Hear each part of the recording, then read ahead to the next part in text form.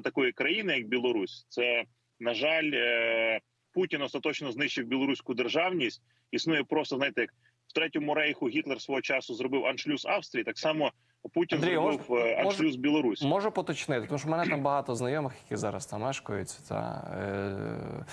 яким я надсилаю інформацію, правдиву інформацію з України, тому що розумієте, що там відбувається в інформаційному полі, поки є така можливість. А от білоруський народ, самі білоруси. Там пані Тихановська, ми, до речі, попередніх разів з вами в розмовах про це згадували, ну от вона сказала і зникла знову ж таки, про те, що, в принципі, левова частка лежить на білорусах, мається на увазі захисту України і так далі, боротьби українського народу проти окупанта. Саме про Білорусі вона так висловлювалась.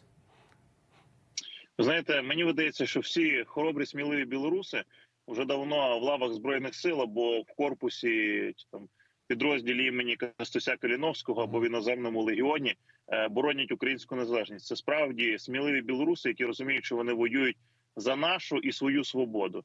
Про там якісь діяльність білоруських партизанів я чув під час, там, наприклад, Другої світової війни, так, але білоруські партизани зразка 2022 року практично про них нічого не чули. Так, чули там про те, що десь там була затримка у доставці російської техніки, наприклад, залізницею, але це і все. Тобто ми не бачимо супротиву білоруського народу, по-перше, супротиву внутрішньої окупації з боку самопроголошеного президента Лукашенка, так званого, а з другого боку ми не бачимо супротиву, що фактично Білорусь не існує як держава, і ця територія зараз використовується як плацдарм для війни проти України.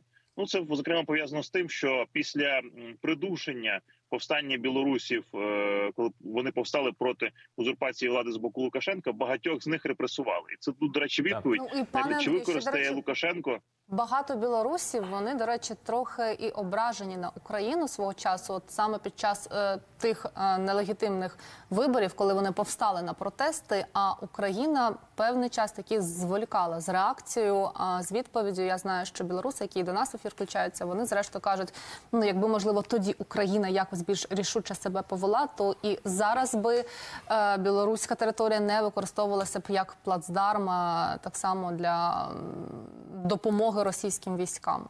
Тому тут... Ви знаєте, те, що Лукашенко провів тоді репресії і фактично багатьох активістів тієї революції, яка так і не вдалася в Білорусі, він їх репресував, відправив Збройні сили Білорусі. Фактично багато років, там десятками років, Лукашенко, його режим використовують Збройні сили Білорусі якраз як репресивний режим. Тобто не відправиш таку велику масу людей у тюрми. Їх можна просто мобілізувати до Збройних сил України, до Збройних сил Російської, Білоруської Республіки, даруйте. Тобто, правильно, Російсько-Білоруської Республіки, Андрій.